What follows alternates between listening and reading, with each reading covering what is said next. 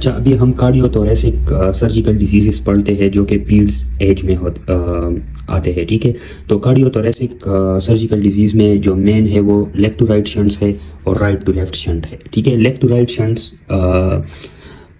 एक होल होता है, एक डिफेक्ट होता है जो कि काज करता है लेफ्ट साइड से ब्लड आती है राइट साइड में, ठीक है। मतलब for example this is 4 chambers, ठीक है। ये 4 चैम्बर्स है, ये लेफ्ट वेंट्रिकल है, लेफ्ट एट्रियम है, राइट एट्रियम और राइट वेंट्रिकल, ठीक है। फॉर एग्जांपल ये यहाँ पर डिफेक्ट है, एक होल है। तो जैसे कि आपको पता होगा कि जो लेफ़्ट साइड वाला प्रेशर है वो राइट साइड प्रेशर से ज़्यादा होता है। तो अगर ये इन बिटवीन टू एट्रियाज अगर कोई डिफेक्ट हो, कोई होल हो, ठीक है, कंजेनिटल होल हो, तो उसकी वजह से लेफ़्ट साइड ब्लड फ्लो करता है इनटू राइट एट्रियम, फिर राइट वेंट्रिकल से आता है और राइट वेंट्रिकल जो है वो ओपन होती है इनटू पल्मोनरी आर्टरी। तो पल्मोनरी आर्टरी में फिर ब्लड जाती है, मतलब ब्लड की फ्लो ज़्यादा हो जाती है इनटू राइट साइड। फिर पल्मोनरी आर्टरी में भी पल्मोनरी फ्लो ज़्यादा होता है, पल्मोनरी प्रेशर ज़्यादा होता है, पल्मोनरी आर्टीरियल रेजिस्टेंस ज़्यादा होता है और इसी तरह पल्मोनरी हाइपरटेंशन होता है, ठीक है। तो ये लेफ्ट टू राइट शंट है। जैसे कि ये ऑक्सीजनेटेड ब्लड इधर होता है लेफ्ट साइड को, इधर लेफ्ट देखे हार्ट का जो लेफ्ट साइड है उसमें ऑक्सीजनेटेड ब्लड होता है और जो राइट साइड है उसमें डीऑक्सीजनेटेड ब्लड होता है। जब लेफ्ट टू राइट शंट होगा तो ऑक्सीजनेटेड ब्लड ऑक्सीजनेटेड ब्लड के साथ मिल जाता है, फिर वही ब्लड राइट वेंट्रिकल में आता है, राइट वेंट्रिकल से पल्मोनरी आर्टरी में जाती है, पल्मोनरी आर्टरी लंग्स में जाती है, लंग्स में ये ऑक्सीजनेट होती है और फिर लेफ्ट साइड को आ जाती है, ठीक है। तो लेफ्ट टू राइट शंट में लेफ्ट टू राइट शंट में कोई साइनोसिस नहीं होगा क्योंकि ऑक्सीजनेटेड ब्लड डीऑक्सीजनेटेड ब्लड के साथ मिक्स होकर ऑक्सीजनेट हो जाता है, ठीक है। तो ये लेफ्ट टू राइट शंट है। डिफेक्ट होगा इसमें जिसकी वजह से पल्मोनरी आर्टीरियल ब्लड फ्लो ज़्यादा हो जाएगा। मैंने आपको बताया जब राइट साइड राइट वेंट्रिकल्स या राइट एट्रियम में ब्लड की फ्लो ज़्यादा हो जाती है तो कंसिक्वेंसली पल्मोनरी आर्टरी में भी ज़्यादा ब्लड फ्लो हो जाएगा। उस ब्लड फ्लो ज़्यादा होने की वजह से पल्मोनरी आर्टीरियल रेजिस्टेंस भी ज़्यादा हो जाता है। पल्मोनरी आर्टीरियल रेजिस्टेंस ज़्यादा हो गया, ठीक है, तो पल्मोनरी जो हाइपरटेंशन है वो भी ज़्यादा, मतलब जो प्रेशर है पल्मोनरी आर्टरी में वो भी ज़्यादा हो जाएगा, ठीक है, पल्मोनरी हाइपरटेंशन हो जाएगा। जब देखिए जब पल्मोनरी हाइपरटेंशन होगा तो अब जब राइट वेंट्रिकल कंट्रैक्ट करेगा तो it will be against the high pressure, ठीक है। उस हाई प्रेशर की वजह से राइट वेंट्रिकल में कंपेंसेटरी चेंजेस आती है। वो क्या होती है राइट वेंट्रिकुलर हाइपरट्रोफी। तो राइट वेंट्रिकल में प्रेशर जब ज़्यादा हो जाएगा, ठीक है, तो इसकी वजह से जो लेफ़्ट टू राइट शंट है वो फिर रिवर्स हो जाएगा क्योंकि राइट साइड में अभी पल्मोनरी हाइपरटेंशन की वजह से राइट साइड में भी जो प्रेशर है, ब्लड प्रेशर है, वो ज़्यादा हो जाता है।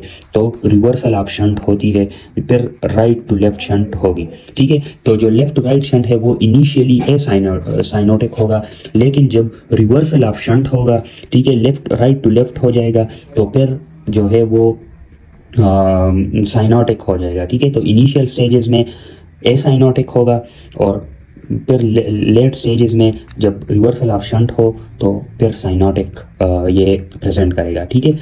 ये रिवर्सल ऑफ शंट को हम एक नाम बोलते हैं, वो बोलते हैं हम आइसन-मेंगर सिंड्रोम, ठीक है। मैं यहाँ पे लिख देता हूँ।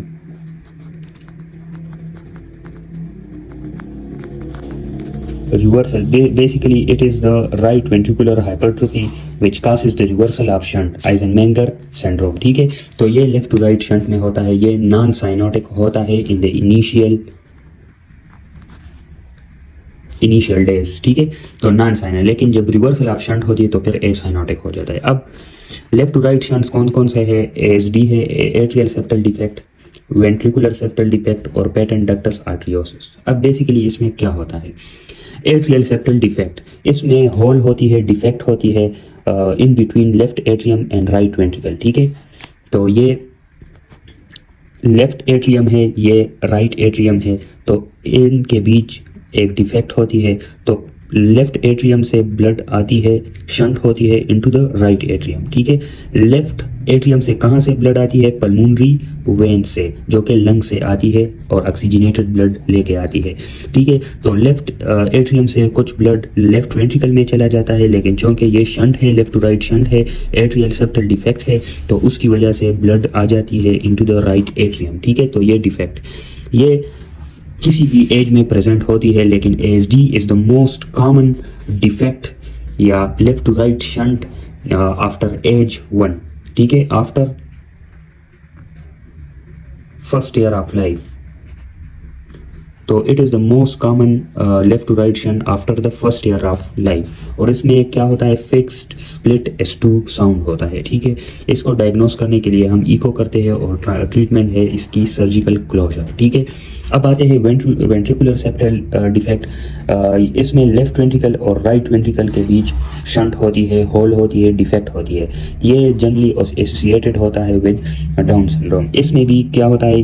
तो this is right atrium, left atrium, right ventricle, left ventricle. इसमें जो डिफेक्ट होता है या शंटिंग होती है, it is between left ventricle और राइट वेंट्रिकल। तो ब्लड जब लेफ्ट एट्रियम से लेफ्ट वेंट्रिकल आता है, तो लेफ्ट वेंट्रिकल से ये ज़्यादातर एओर्टा में जाता है, ठीक है। लेफ्ट वेंट्रिकल से एओर्टा में जाता है नॉर्मली, लेकिन चूंकि ये शंट है और ये हाई प्रेशर रीजन है, तो हाई प्रेशर से लो प्रेशर रीजन पे जाएगा, राइट वेंट्रिकल में जाएगा, ब्लड की शंटिंग होगी। तो left to right shunt, left to right shunt ये भी है associated with Down syndrome, and it is most common left to right shunt या it is most common congenital defect before 1 year of age, ठीक है। तो 1 साल से पहले जो कंजेनिटल डिफेक्ट मोस्ट कॉमन है वो VSD है। ये तो या एसिम्प्टोमेटिक लाउड मर्मर के साथ आएगा या आएगा with the complaints of failure to thrive and congestive heart failure, ठीक है। तो ये सिवियर फॉर्म है और ये माइल्ड फॉर्म है। माइल्ड फॉर्म में एसिम्प्टोमेटिक लाउड मर्मर होता है, जबकि सिवियर में failure to thrive and congestive heart failure.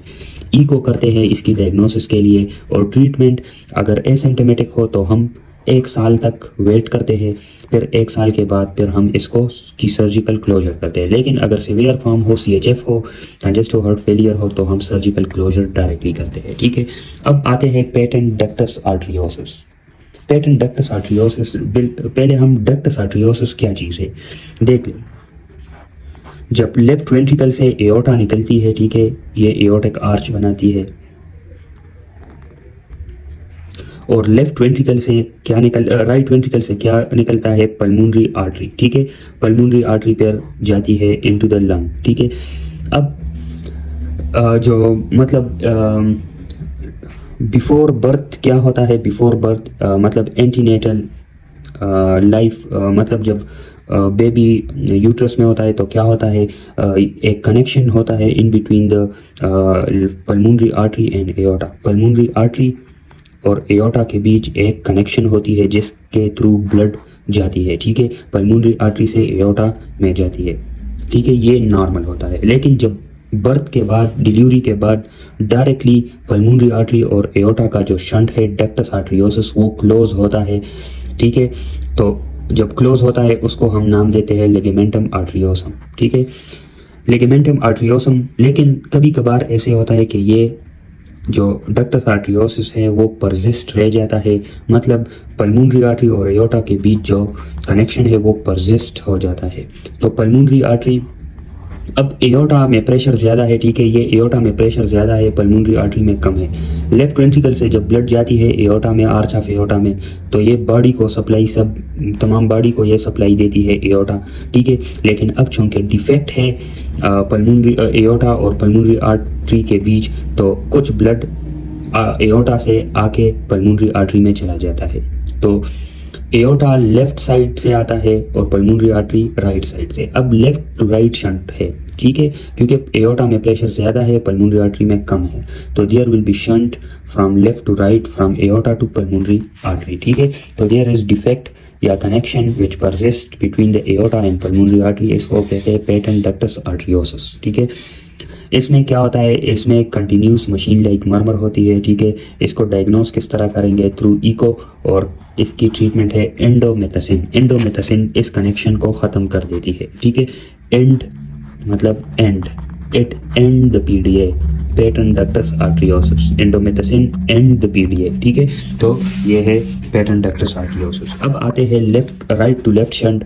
Right to left shunt मतलब जो है ये आप ये इस तरह समझ ले कि ये लेफ्ट एट्रियम है, राइट एट्रियम है, राइट वेंट्रिकल है, सॉरी लेफ्ट वेंट्रिकल है, ये लेफ्ट वेंट्रिकल है, राइट एट्रियम है। जब शंट इस साइड पे हो कि राइट से लेफ्ट की तरफ ब्लड जाती हो तो उसको हम राइट टू लेफ्ट शंट बोलते हैं। अब देखें ये डीऑक्सीजनेटेड ब्लड है, इसको ऑक्सीजनेशन के लिए पल्मोनरी आर्टरी या लंग्स में जाना पड़ेगा, लेकिन अब चूंकि शंट है तो कुछ डीऑक्सीजनेटेड ब्लड लेफ्ट साइड जो ऑक्सीजनेटेड ब्लड के साथ मिल जाता है और पूरी बॉडी को यह सप्लाई देती है। तो अभी ब्लड की ऑक्सीजनेशन नहीं हुई शंट की वजह से। कौन से शंट की वजह से? राइट टू लेफ्ट शंट की वजह से ब्लड की ऑक्सीजनेशन नहीं हुई।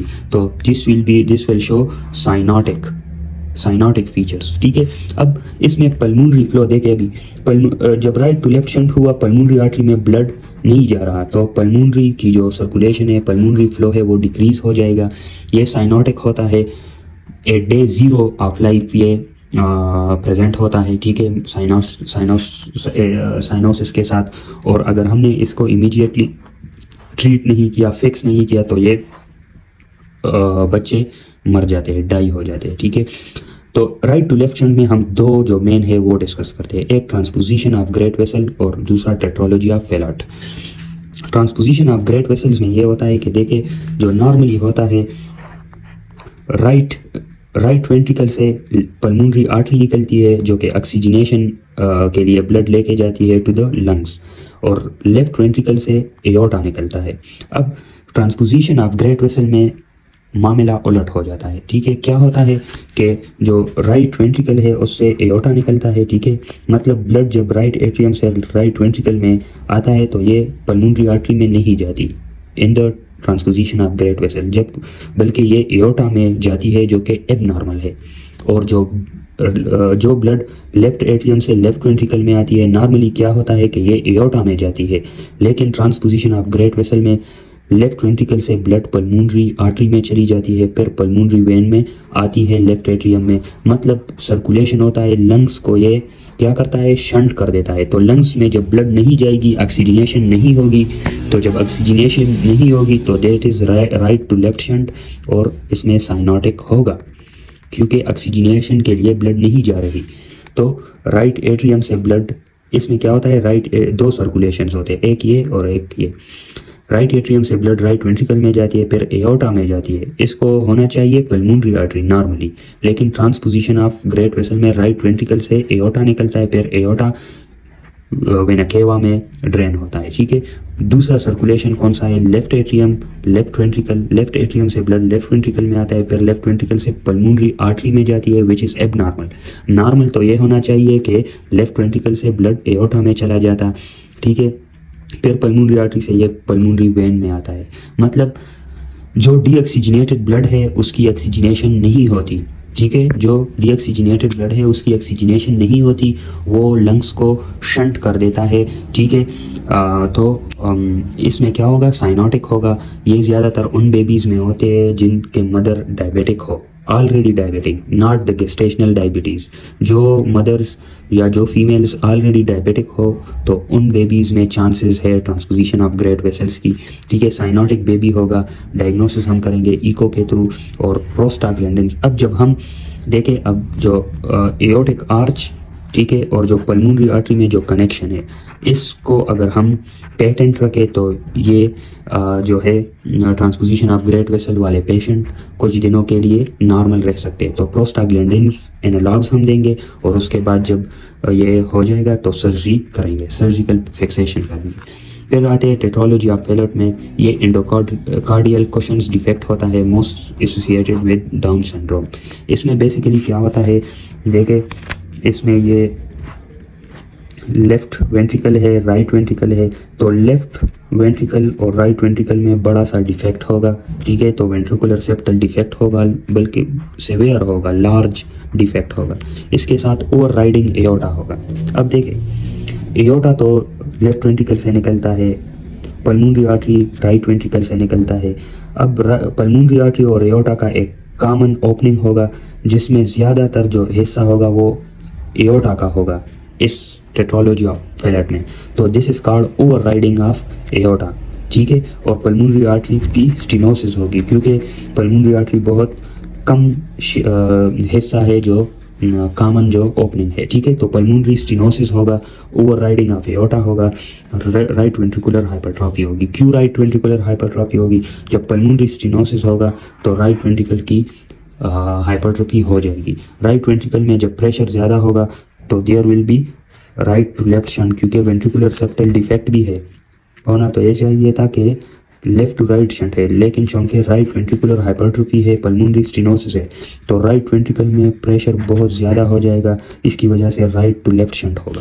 साइनोटिक होगा बेबी, इसमें भी जो सीवियर फॉर्म है, लेकिन जो सीवियर फॉर्म नहीं है उसमें टेट स्पेल्स होंगे बेबी। कुछ टाइम बाद साइनोटिक होगा आफ्टर स्ट्रेस, ठीक है। तो स्ट्रेस की वजह से जब ये साइनोटिक होगा तो इसे बोलते हैं टेट स्पेल्स, ठीक है, मतलब साइनोटिक स्पेल्स, ठीक है। डायग्नोसिस के लिए हम चेस्ट एक्सरे करते हैं जिसमें बूट शेप्ड हर्ट होगा, ठीक है, और इको करते हैं, ठीक है। और ट्रीटमेंट इज सर्जिकल रिपेयर, ठीक है। तो ये था discussion on left to right shunt and right to left shunt.